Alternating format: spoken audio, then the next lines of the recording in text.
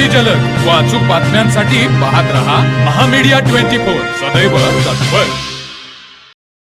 शिरोली परिसराला शनिवार 28 मार्च रोजी सायंकाळी वादळी वाऱ्यासह मुसळधार पावसाने झोडपून काढले। या नैसर्गिक आपत्तीचा मोठा फटका शिरोली औद्योगिक वसाहत येथील मेनन पिस्टन लिमिटेड या कंपनीत संरक्षण भिंत व झाड पार्किंग शेडवर कोसळून सुमारे 25 लाखाचे नुकसान झाले। शनिवारी 28 मार्च रोजी सायंकाळी 4 वाजण्याच्या सुमारास अचानक वातावरणात बदल होऊन जोरदार वादळी वारे वाहू लागले।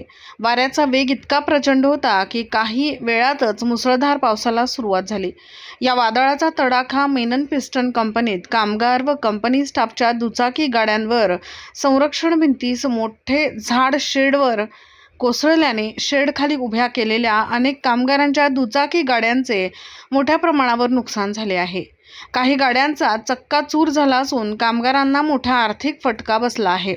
घटना घडली तेव्हा पार्किंग परिसरात वर्दळ कमी होती, तसेच झाड पडल्याची चाहूल लागताच अनेकांनी सुरक्षित ठिकाणी धाव घेतली। त्यामुळे या भीषण घटनेत कोणतीही जीवितहानी किंवा गंभीर दुखापत झाली नसल्याचे सांगण्यात येत आहे।